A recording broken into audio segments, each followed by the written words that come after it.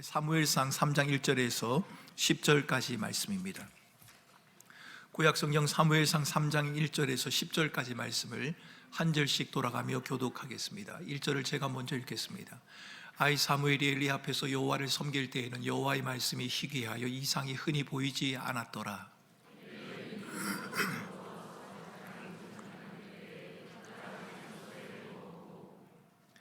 하나님의 등불은 아직 꺼지지 아니하였으며 사무엘은 하나님의 궤에 있는 여호와의 전 안에 누웠더니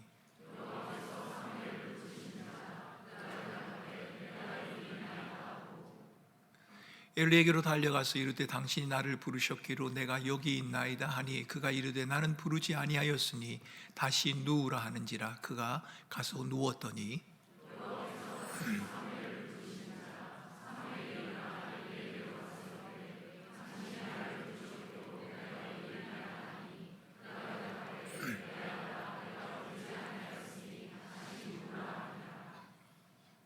사무엘이 아직 여호와를 알지 못하고 여호와의 말씀도 아직 그에게 나타나지 아니한 때라.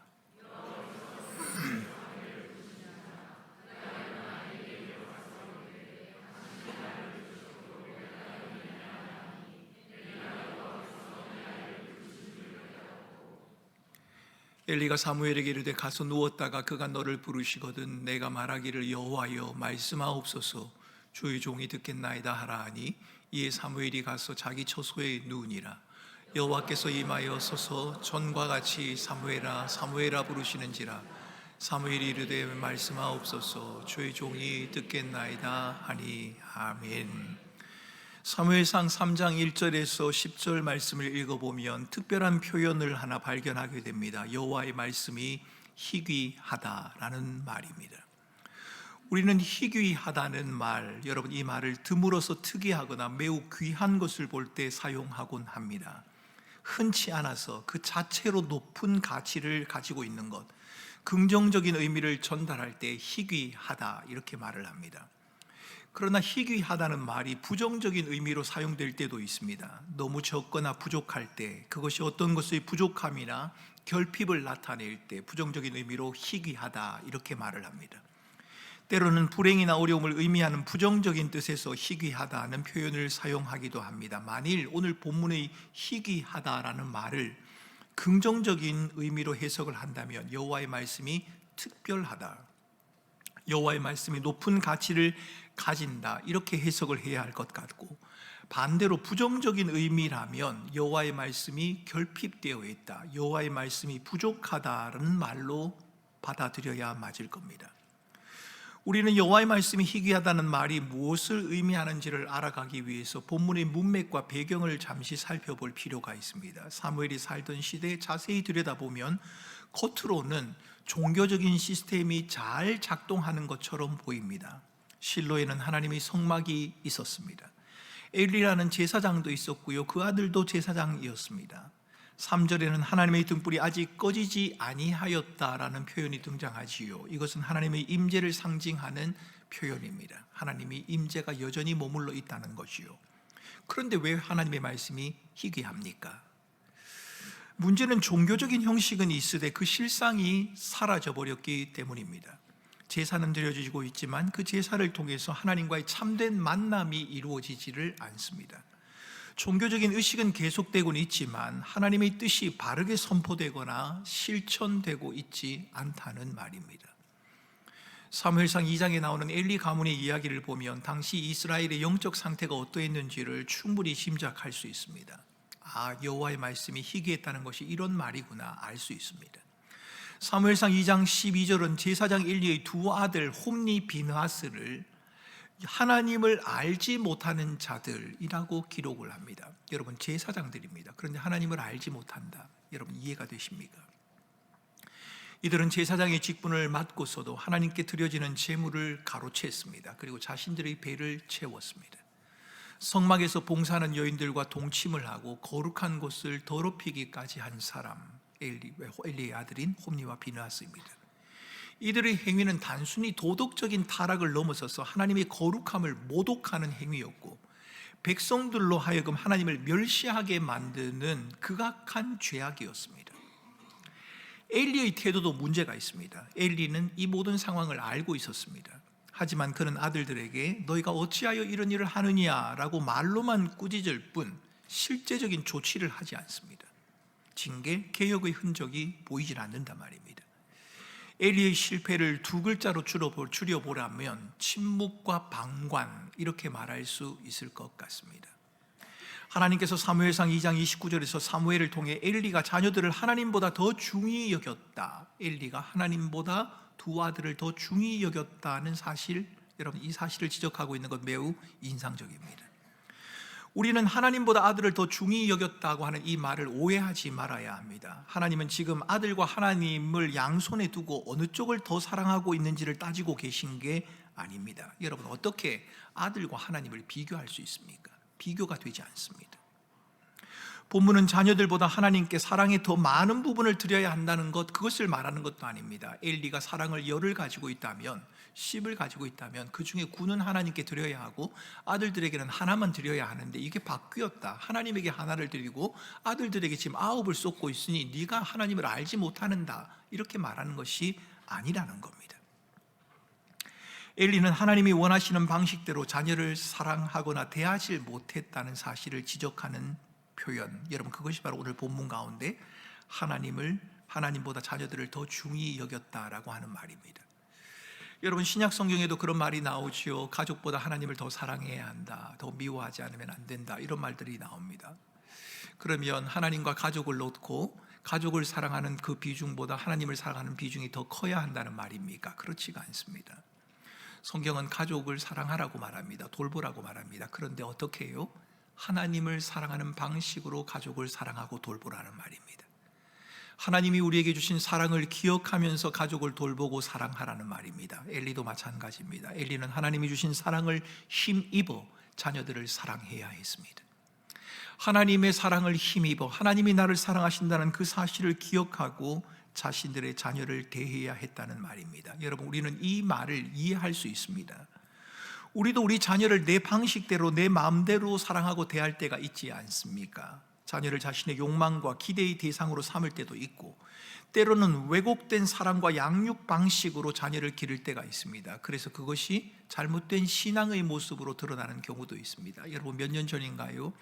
자녀를 학대한 어머니에 대한 기사가 신문에 실린 적이 있습니다. 아주 혹독하게 자녀를 학대를 했습니다. 왜 그랬느냐라고 하니까 사랑해서 그랬답니다. 그런데 그분이 신앙인입니다. 성경에서 그렇게 하니까, 하나님의 말씀으로 자녀를 바르게 길러야 하니까 그렇게 했다는 겁니다. 아마 그분은 자녀를 사랑하는 방법이 무엇인지를 제대로 배우지 못했던 것 같습니다. 하나님을 사랑하고 자녀를 사랑한다는 것이 무엇인지를 잘 몰랐거나 알아도 왜곡을 했기 때문에, 아니 알면서도 애써 외면하며 자기의 욕망대로 자녀를 대한 결과, 여러분 자녀의 학대라는 결과로 나타나게 되었겠지요. 왜곡된 사랑, 양육의 방식, 그것이 우리의 신앙생활 가운데도 드러날 수 있다는 말입니다. 여기서 주목해야 할 점은 말씀이 희귀하다라고 하는 것은 단순히 율법이나 종교적인 제도가 없었다 혹은 부족했다라고 하는 말이 아니라는 겁니다. 하나님의 법이 있습니다. 계명이 있습니다. 여전히 존재합니다. 제사장들도 있습니다.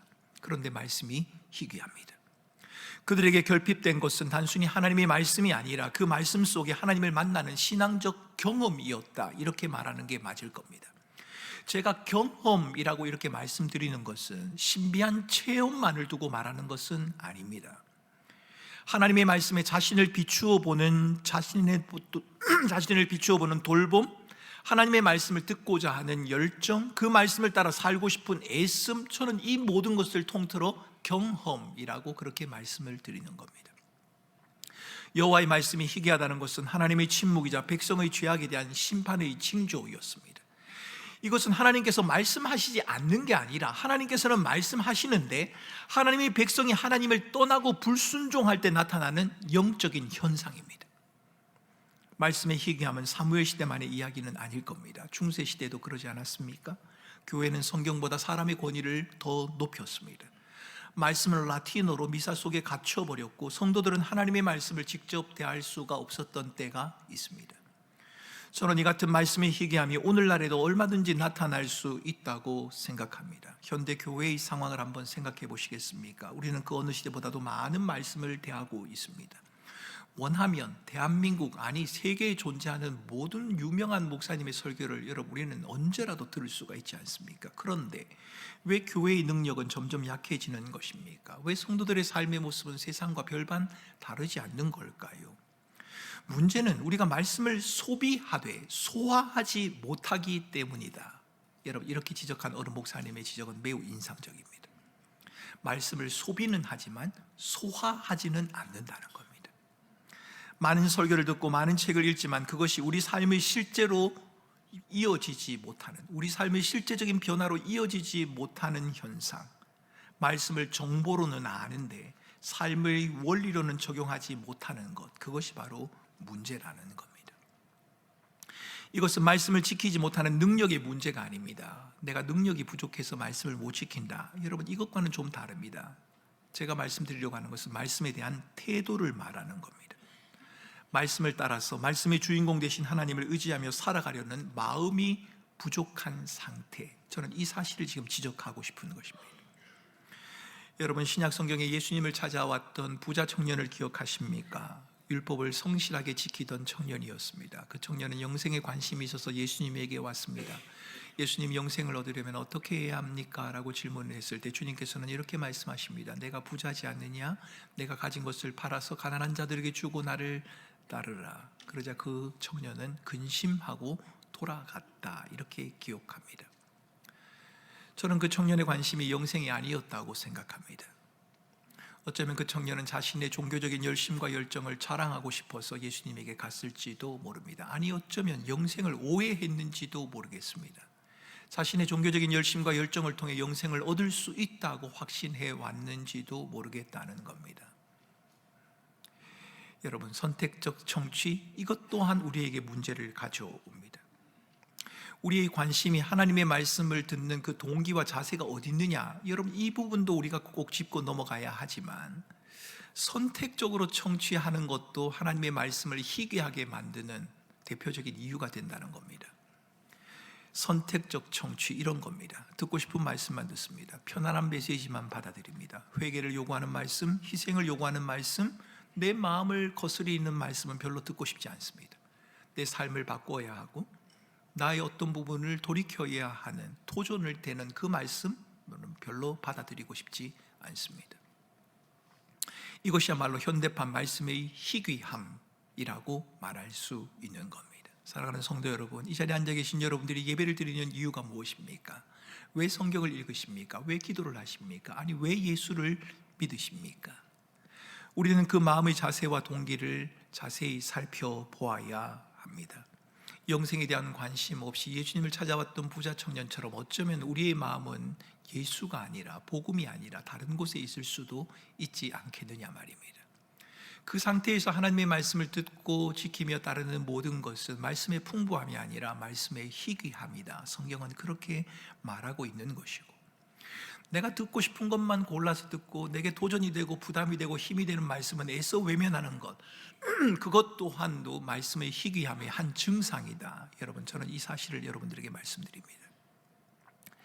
빈 카운터라고 하는 말이 있습니다. 비어있다는 말이 아니라 콩을 말합니다.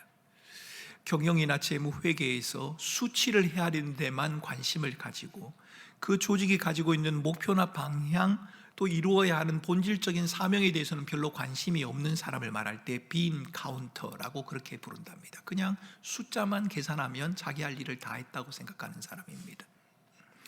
이런 사람은 콩으로 두부를 만들지 않고 콩만 세는 사람이라고 불린답니다. 여러분, 콩으로 두부를 만들어야 되는데 회사에서, 공장에서 두부는 안 만들고 그 콩만 헤아리는 사람이 있다는 거죠. 여러분, 혹시 신앙생활을 그렇게 하고 계시지 않으십니까? 열심히 콩은 헤아리는데 콩으로 만들어야 하는 두부에는 별로 관심이 없는 그런 사람 말입니다. 성경을 읽고 예배를 드리고 하나님의 말씀을 들으려고 애를 쓰는데 그 이유가 무엇인지, 그 동기가 무엇인지, 하나님이 왜 우리를 부르셨는지, 하나님께서 우리를 통해 하시고자 하는 일이 무엇인가에 대해서 별로 관심을 두지 않는 사람, 그저 한 주 예배를 드리고 성경을 읽고 봉사하고 사역하고 사람을 만나는 그 일에만 열심을 가지는, 마치 콩을 헤아리는 일에만 관심이 있고 그 콩으로 두부를 만드는 일에는 별로 관심이 없는 빈 카운터와 같은 그런 신앙생활 말입니다. 여러분, 이것이 바로 말씀이 희귀한 증상입니다. 교회가 성경을 통해서 세상을 해석하기보다는 세상의 정치적인 잣대로 성경을 해석하려고 하는 유혹에 빠지는 것, 여러분, 이것도 위험하기는 마찬가지입니다. 정치와 설교가 배타적이냐? 그러지는 않습니다. 하지만 설교자는 복음을 변형시키거나 약화시킬 가능성을 항상 염두에 두고 신중해야 합니다. 목회자의 권위를 앞세워서 특정 정치 성향을 선동하거나 목회적 권위를 남용함으로 설교의 본질을 훼손하지 않도록 주의해야 하고, 교회를 이념이나 정치 세력의 도구가 아니라 복음 중심의 영적 공동체로 회복해야 한다는 사실, 여러분, 이 사실을 역설해야 합니다. 이것이 바로 설교자가 해야 하는 일입니다. 우리는 말씀이 시대와 사회를 향한 하나님의 뜻으로 선포되기보다 인간의 이익과 집단의 목소리를 합리화하는 수단으로 왜곡될 수 있다는 것, 여러분, 이것도 경계를 해야 합니다. 하나님의 말씀을 말하면 돼, 그 말씀을 통해서 예수 그리스도 그분을 드러내려고 하는 것이 아니라 현실에서의 우리의 만족과 우리의 이득을 추구하려고 하는 것이 숨겨져 있을 수도 있다는 겁니다. 여러분, 저와 여러분들은 힘든 세상을 살아가고 있습니다. 성경적인 가치가 실천이 위협을 받는 세상 속에서 우리들이 살아갑니다. 그 세상 가운데서 우리는 어떻게 살아야 합니까? 복음과 성경이 가르치는 바가 무엇인지 본질을 선명하게 드러내는 일, 그 일에 교회는, 설교자는, 우리 모두는 힘을 쓰고 열심을 내야 합니다. 우리를 위협하는 것이 어디 한두 가지입니까? 여러분이 한두 번쯤 들어보았을 법한 여러 가지 표현들, 여러 가지 움직임들이 있습니다.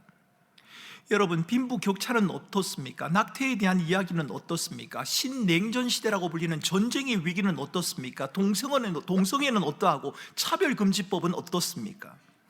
여러분, 한두 가지가 아닙니다.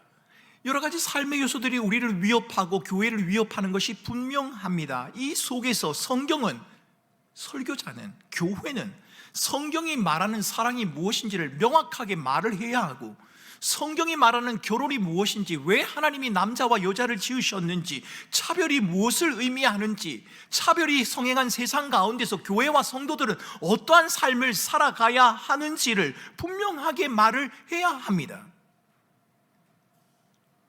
내용을 분명히 말하는 것도 중요하지만 성도들이 거룩한 삶을 세우는 것, 이것을 결코 놓치지 말아야 합니다. 성경은 너희가 모든 것을 단정함으로, 정결함으로, 무례하지 않게 하라고 그렇게 말하지 않습니까? 왜요? 왜 그렇습니까? 왜 그리스도인들이 그렇게 해야 합니까? 우리의 삶의 목표는 이 세상에서 우리가 원하고 바라는 것을 이루는 것, 그것을 넘어서서 우리의 구원자 되신 예수 그리스도 그분을 세상에 드러내는 것이기 때문에 그런 것입니다. 복음의 능력과 십자가의 은혜가 선포되지 않고 도덕주의나 번영신학이 그 자리를 채울 때 그 또한 말씀의 기근, 여러분, 말씀이 사라져버린 그런 세상이 되어진다는 겁니다. 하나님의 말씀을 살아내므로 그 모습이 결여되어 있는 그 모습 말입니다. 말씀은 넘쳐나지만 삶 속에서 순종과 실천이 사라져버린 그 모습, 여러분, 이것은 참된 의미의 말씀이 사라져버리는 이 현상을 두고 우리는 말씀의 희귀함이다 라고 그렇게 말을 해야 합니다.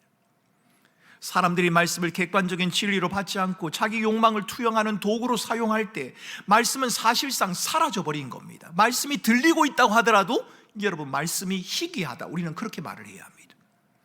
성경은 있지만 신앙 공동체가 성경을 바르게 해석할 능력을 상실해버린다면, 하나님의 거룩한 말씀을 삶에 적용할 그 능력을 잃어버린다면, 여러분, 말씀이 희귀한 상태, 우리가 그 상태에 빠져 있다고 진단을 해야 합니다. 말씀의 희귀함은 단순히 하나님의 침묵이 아닙니다. 하나님 백성들의 불순종과 둔감함의 결과입니다.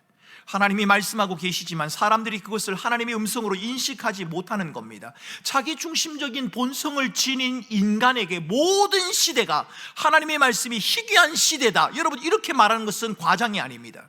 여러분 왜요? 말씀이 부족해서가 아니라 말씀을 자기 중심으로 왜곡하는 우리의 본성은 늘 우리에게 머물러 있기 때문에 그렇습니다. 현대교회는 겉으로는 번영하는 것처럼 보입니다. 대형 교회들도 있고 설교 영상도 넘쳐납니다. 기독교 서적과 자료들이 풍부합니다. 그러나 이런 풍요 속에서 말씀의 희귀함이 나타날 수 있습니다. 설교자들과 교회 지도자들이 진리를 타협하거나 듣기 좋은 말만 하려고 하는 유혹에 빠질 때 말씀의 기근이 시작되는 겁니다. 복음의 핵심인 죄, 회개, 십자가, 천국과 지옥, 부활의 메시지 대신 성공과 번영만을 강조하는 설교로 교회를 가득 채운다면 이 또한 진정한 의미의 말씀이 희귀한 시대다, 그렇게 말을 해야 합니다. 그래서 여러분들은 설교자를 위해서 기도해야 합니다. 성경에서 말하는 것처럼 말씀을 가르치는 자들을, 잘 가르치는 자를 배나 존경하고 말씀을 가르치는 자들을 위해서 기도해야 하는 이유가 바로 여기에 있습니다. 여러분, 제가 저희 교회에 부임하고 여러분들에게 부탁드린 것이 있습니다. 기억하고 계신 분이 계신지 모르겠습니다. 아마 여러분들이 기억하고 그렇게 하고 계신 줄 압니다. 저는 설교자들을 위해서, 저희 교회에 있는 교육자들을 위해서 기도해 달라고 여러분들에게 부탁을 드린 적이 있습니다. 따로 시간을 내서 기도하기가 어려울 테니 식사 시간에 식사하시면서 교육자들을 위해서 기도해 달라. 여러분, 육적인 음식을 취하는 것처럼 영적인 음식을 조리하는 조리사들이 설교자들 아닙니까? 그러니 그들을 위해서 기도해 달라, 여러분들에게 그렇게 부탁을 드렸습니다. 여러분, 꼭 그렇게 해주시기 바랍니다. 하루 3끼 가지고 다 그렇게 하지 못한다 하더라도 하루에 한 번만이라도 설교자들을 위해서 꼭 기도해 주시기 바랍니다. 금요일 오후가 되면 홈페이지에 이번 주일 설교 본문이 뭡니다, 설교의 내용이 뭡니다 라고 하는 것들이 나옵니다. 여러분, 주보를 가져가 보시면 월요일부터 금요일까지 새벽기도 설교자가 누구인지, 금요일 설교는 누가 하는지, 수요기도의 설교는 누가 하는지 주보에 나와 있지 않습니까? 여러분, 주보에 실린 내용들은 단지 예배의 순서나 교회의 사역을 여러분들에게 알려드리기 위한 안내지가 아닙니다. 교회 안에서 이루어지는 모든 사역을 위한 기도의 제목과 같다, 그렇게 생각하시면 됩니다. 여러분, 설교자들을 위해서 기도해 주셔야 합니다. 그것이 바로 여러분들을 위한 것이기 때문입니다. 여러분, 공적인 기도하러 나오신 오늘 장로님도 그렇습니다만 왜 저를 위해서, 저희 가족을 위해서 기도합니까? 여러분 가족보다 저희 가족이 특별하기 때문입니까? 그렇지가 않습니다.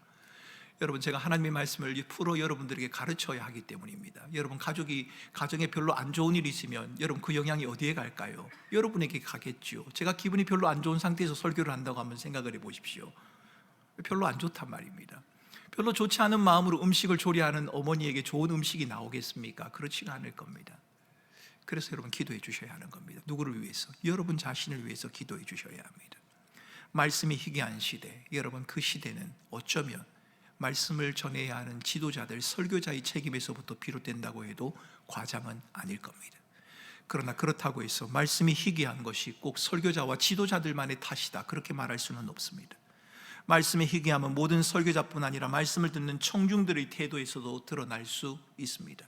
현대 성도들은 정보의 홍수 속에서 살아갑니다. 수많은 설교 영상, 은혜로운 간증 차고 넘칩니다. SNS에서는 매일 수백 개의 말씀과 묵상 자료들이 공유됩니다. 그러나 정작 깊이 있는 묵상, 적용, 여러분, 그것이 부족하다는 것. 많은 말씀을 듣지만 삶의 변화로 이어지지 않는다는 것. 여러분, 우리는 이 부분을 좀 신중하게 다룰 필요가 있습니다. 여러분, 영상을 통해서 주중에 여러 목사님들의 설교를 듣는 것, 여러분, 저는 그렇게 나쁘진 않다고 생각됩니다. 그러나 여러분, 제가 설교를 잘하는 목사라서 그런 것이 아니라 제가 여러분들에게 권해드리고 싶은 건 제 설교를 들으시고 그래도 양이 안 차거들랑 꼭 들어야 한다면 한두 분 정도 설교만 들으시기를 바랍니다. 여러분, 제가 그렇게 말씀드리는 이유가 있습니다. 왜요? 설교는 들으려고 하는 것이 아니라, 듣는 것이 목적이 아니라 살아내는 것이 목적이기 때문입니다. 만약 여러분들이 10분의 설교를 다 살아낼 자신이 있거들랑 10개를 들으시기 바랍니다. 그런데 제가 장담하건대 10개를 듣고 나면 10개를 다 잊어버릴 겁니다. 귀는 즐거울지 모르지만 여러분의 마음에는 남는 것은 아무것도 없을 거란 말입니다. 그럴 테니 하나님의 말씀을 하나라도 부여잡고 살아내려고 애를 쓰는 것이 여러분들의 영적은 훨씬 더 유익이 있을 것입니다. 자기중심성, 여러분, 이것은 집요하게 우리의 마음 가운데 작동합니다. 성경은 여전히 존재하고 설교는 많지만 사람들이 말씀을 객관적인 진리로 받아들이지 않고 자기 욕망을 반영해서 그 도구로, 자기 욕망을 이루는 도구로 사용하기 때문에 말씀은 사실상 사라져버린 현상, 여호와의 말씀이 희귀한 현상이 나타나게 되는 겁니다. 설교를 듣기가 참 어렵다, 교회를 찾기가 참 어렵다, 그래서 말씀이 희귀한 것이 아니라 말씀이 홍수처럼 쏟아지는 세상 가운데서도 그 말씀을 하나님의 말씀으로 부여잡고 살아내려고 하는 그 애씀이 없을 때 여러분, 말씀이 희귀한 시대를 살아간다, 우리는 그렇게 말을 해야 하는 겁니다. 말씀의 희귀함이라고 하는 주제를 다루면서 우리는 개인의 변화를 넘어서 공동체의 변화도 함께 다룰 필요가 있습니다. 교회 역시도 말씀 중심의 공동체가 되어야 합니다. 이것은 단순히 설교 시간을 늘리거나 성경 공부를 많이 하라고 하는 것을 의미하지는 않습니다. 여러분 느끼신지 모르겠습니다만, 제가 저희 교회 처음 부임해서 한 2년 동안 설교했던 것과 그 2년 지나면서 조금 최근 몇 달 동안 설교하는 시간이 좀 짧아지지 않았습니까? 여러분 느끼신지 모르겠습니다. 여러분은 못 느끼시겠지만 2부에 오시는 분들은 확실히 느낄 수 있습니다. 여러분, 제가 긴 시간 설교를 고집할 수 없는 것이 2부, 3부에 오가시는 분들이 겪는 어려움들을 제가 보면서, 주차장에 가서 제가 내려가서 한번 보면서, 야, 이게 설교를 길게 하는 게 능사가 아니다, 제가 회개하고 설교 원고를 반으로 줄였습니다. 그래서 조금 짧아지긴 했습니다. 그래도 2부보다는 3부가 좀 더 깁니다. 왜요? 4부가 있기 때문에 좀 여유 있게 제가 할 수 있기 때문입니다. 여러분, 설교 시간을 늘리느냐 줄이느냐, 설교를 더 많이 듣느냐 안 듣느냐, 성경 공부를 더 많이 하느냐 하지 않느냐, 여러분 그것도 물론 중요할 수는 있습니다. 그러나 여러분, 그것을 통해서 말씀의 희귀함을 해결할 수는 없습니다. 이번에 간지에 들어간 것처럼 하반기 양육에 여러분 열심히 참여해 주시기 바랍니다. 하나님의 말씀을 배우고 하나님을 알아가는, 성경을 알아가는 일에 열심을 내주시기 바랍니다. 하지만 그것이 능사는 아닙니다. 하나님의 말씀이 교회 공동체의 모든 결정과 활동의 기준이 되게 하는 것, 여러분 이것이 중요합니다. 우리 개인뿐만 아니라 교회 공동체의 모든 활동 가운데서 하나님의 말씀이 기준이 되고 적용이 되는 것 말입니다. 교회의 방향을 정할 때, 문제를 해결할 때, 사역을 계획할 때 하나님의 말씀은 무엇이라고 하시는가, 하나님의 뜻은 뭘까, 하나님이 원하시는 것이 무엇일까, 이것을 먼저 묻는 공동체가 되어야 한다는 겁니다. 벌써 9월입니다. 그러다 보니 2026년도 계획을 하기 위해서 당회에서는 벌써 사역위원회 위원장을 배정하는 작업을 시작을 했습니다. 함께 기도하며 누가 어떤 위원회를 맡아야 될 것인가, 장로님들이 지금 논의하고 또 기도하며 의논하고 있는 중입니다. 이제 9월 말이 되면 교육자들과 함께 워크숍을 하게 될 겁니다. 2026년도의 사역은 어떻게 하게 될 것이고, 어느 부서는 누가 담당하게 될 것이고, 교육자의 티오는 어떻게 하게 될 것이고, 여러 가지 일들을 하게 될 것입니다. 10월이 되면 정책당회를 합니다. 장로님들과 함께 내년에 교회의 방향과 중장기적으로 우리 꿈꾸는 교회가 어떻게 가야 할 것인가에 대해서도 이야기를 나누게 될 것입니다. 팀장을 인선하게 되겠지요. 조직을 대편하고 구성하게 되겠지요. 11월이 되면 여러분들이 사역을 지원하게 되겠지요. 그러한 일들을 할 때 당연한 것으로 여기지 말고 하나님 앞에 먼저 엎드려 기도하고 하나님의 말씀을 들으라는 말입니다. 공동체가 함께 이야기하고 뭔가를 논의하게 될 때 이견이 있을 수도 있지 않겠습니까? 그러한 이견이 있을 때 그 이견을 잠시 내려놓고 기도하며 하나님의 뜻을 묻고 하나님의 말씀 앞으로 나아가는 작업을 하는 그런 공동체, 그 모습이 우리에게 필요하다는 사실을 말씀드리는 겁니다. 교회만 그러하겠습니까? 가정도 마찬가지일 겁니다. 꿈터도 마찬가지일 겁니다. 여러분들이 속한 믿음의 공동체도 다 마찬가지일 겁니다. 하나님의 말씀은 무엇이라고 말씀하시는가? 우리는 이 말씀에 귀를 기울여야 합니다. 그냥 좋아하는 한두 구절에 매달릴 것이 아니라 성경이 가르치는 그 말씀의 원리를 우리는 배워가야 합니다. 여러분, 인간의 삶이란 것이 성경이 말하는 바가 그렇게 단순하지가 않습니다. 그래서 성경이 말하고 있는 한두 구절을 통해서 우리의 삶의 문제를 해결하거나 우리의 삶의 문제에 대한 해답을 찾을 수 있는 경우도 있지만 그렇지 않는 경우가 훨씬 더 많습니다. 하나님의 말씀이 부족하다는 말이 아니라 하나님의 섭리와 다스림은 너무도 복잡하고 우리의 머리로는 이해할 수 없을 만큼 미묘하고 신비롭고 놀랍기 때문에 하나님의 말씀을 창세기로부터 계시록까지 그 속에 담겨진 말씀을 전부 읽어볼 필요가 있고, 그 말씀을 통해 하나님의 의도와 뜻이 무엇인지, 하나님의 계획이 무엇인지, 하나님의 백성으로서 이 땅을 살아가야 하는 삶의 원리가 무엇인지를 우리는 배워가야 한다는 겁니다. 말씀이 희귀한 시대, 여러분 사무엘 시대의 이야기가 아니라 바로 저와 여러분들이 살아가는 시대의 이야기일 겁니다. 그런데 놀랍게도 하나님은 늘 그러셨듯이 이번에도 말씀이 희귀한 시대를 그냥 내버려 두지 않으셨습니다. 하나님께서 직접 그 현장에 찾아오신 겁니다. 하나님께서 사무엘을 부르셨을 때 사무엘은 그것이 하나님의 음성인 줄 몰랐습니다. 3번 엘빌에게 달려가서 제가 여기 있습니다, 나를 부르셨습니까? 라고 말을 합니다. 여러분, 저는 이것을 사무엘이 부족함이다 이렇게 말하지 않고 거의 겸손합니다, 여러분, 이렇게 말씀드리고 싶습니다. 오늘 성경에서 보면 그때까지 사무엘은 하나님을 본 적이 없고 하나님이 그에게 나타나지 않았고 하나님이 그에게 말씀하지 않았다라고 이야기하고 있지 않습니까? 사무엘은 자신의 경험이나 지식으로 성급하게 판단하지 않았습니다. 대신 경험이 더 많은 엘리에게 가서 도움을 구합니다. 이것이 바로 참된 지혜의 시작이요 겸손입니다. 무엇이 겸손입니까? 어거스틴은 겸손을 이렇게 말합니다. 겸손은 자신을 의존적인 존재로 인정하는 것이다. 겸손은 내가 누구인지, 하나님이 어떤 분인지를 아는 것이다. 사랑하는 성도 여러분, 여러분들이 하나님을 알고 계십니까? 여러분의 신앙의 경륜이나 아니면 여러분들이 가진 직분이나 여러 가지 것들을 통해서 하나님에 대해서, 신앙에 대해서 내가 많이 알고 있다고 생각하십니까? 그런데 여러분, 그것이 여러분들의 지혜와 지식이 아닌 것을 아십니까? 하나님께서 보여주시고 나타내 주시는 만큼만 우리는 알 수 있는 겁니다. 오늘 성경이 그것을 말하지 않습니까? 하나님이 보여주시고 나타내 주시는 만큼. 그래서 여러분, 우리는 우리가 가진 지식, 경험, 우리의 모든 것이 우리의 것이 아니라 하나님이 주신 것이요 하나님의 은혜라고 말을 해야 하고, 우리가 많은 지혜와 지식과 경험을 가지고 있다 하더라도 그것을 당연한 것처럼 내세울 것이 아니라 하나님께서 우리에게 그 하시는 또 새로운 말씀에 귀를 기울이며 하나님의 인도하심을 구해야 하는 겁니다. 말씀의 홍수 속에서 살아가는 우리에게 필요한 것 더 많은 정보가 아닙니다. 하나님의 말씀을 들으려고 하는, 하나님을 의존하려고 하는 겸손함이 우리에게 필요합니다.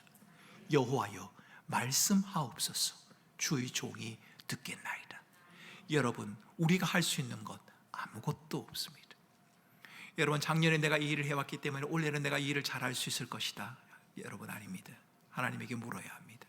하나님 말씀하옵소서, 내가 듣겠나이다. 하나님이 말씀하셔서 제가 여기까지 올 수 있었습니다. 앞으로 가야 하는 걸음을 제가 어떻게 해야 할까요? 그렇게 물어야 하는 겁니다. 하나님의 음성을 간절히 사모하는 마음, 자신을 하나님의 종으로 인식하는 정체성, 하나님의 말씀을 받아들이겠다는 의지의 표현, 여호와여 말씀하옵소서, 주의 종이 듣겠나이다. 사무엘이 이 고백 속에 담겨져 있지 않습니까? 사무엘은 실제 하나님께서 하신 말씀을 그대로 받아들였고 그 말씀을 제사장 엘리에게 전했습니다. 하나님이 사무엘에게 주셨던 첫 번째 메시지의 내용, 여러분, 그것은 바로 엘리의 집안에 대한 심판의 메시지였습니다. 매우 무거운 메시지입니다. 좀 처음 말씀하시는데 좋은 말을 들려주시면 좋을 텐데 굉장히 심각하고 무거운 말씀을 사무엘에게 들려주었습니다. 사무엘은 그 말씀을 있는 그대로 받아들였고 엘리가 간청했을 때 하나도 숨기지 않고 모든 것을 전했습니다. 이것이 바로 말씀을 대하는 올바른 자세입니다. 듣기 좋은 말씀만 선별적으로 받아들이는 것이 아니라 하나님의 뜻 전체에 순종하는 것입니다. 사무엘상 3장이 우리에게 주는 희망적인 메시지는 말씀이 희귀한 시대에도 하나님이 우리를 포기하지 않는다는 사실입니다. 하나님은 어린 사무엘을 부르셨고 그를 통해 새로운 시대를 열어가셨습니다. 오늘 우리가 살펴본 바와 같이 말씀의 희귀함은 단순히 성경이 없어서 생기는 현상이 아닙니다. 그것은 하나님의 백성이 하나님을 떠나고 지도자들이 타락하고 하나님의 뜻을 바르게 선포하지 못할 때 나타나는 영적인 기근, 말씀의 희귀함이라고 해야 합니다. 여호와여 말씀하옵소서, 주의 종이 듣겠나이다. 말씀이 희귀한 시대라고 해서 절망할 필요는 없습니다. 여러분, 요즘 살기가 너무 어렵지 않습니까? 세상이 너무 복잡하지 않습니까? 언제 전쟁이 어느 곳에서 날런지 누구도 예측할 수 없는 세상을 살아가고 있지 않습니까? 하나님의 말씀은 명확하게 들려지지 않는 것 같고 하나님의 말씀이 더 이상 실현되어지지 않는 것 같고 세상의 악은 극을 달하는 것 같은 그런 현상 속에서 우리가 살아가고 있지 않습니까? 그런데 여러분, 그런 속에서도 절망할 필요가 없습니다. 왜요? 하나님의 말씀은 멈추지 않았기 때문이고 하나님의 부르심은 여전히 우리에게 머물러 있기 때문입니다. 그러므로 이럴 때일수록 하나님은 진실한 마음으로 당신을 찾는 자들을 통해 놀라운 일을 행하신다. 여러분, 이 믿음을 가지고 하나님의 말씀을 듣는 일에 열심을 내야 합니다. 여호와여 말씀하옵소서, 주의 종이 듣겠나이다. 이 고백이 단순한 구호가 아니라 우리 삶의 실제적인 자세가 되었으면 좋겠습니다.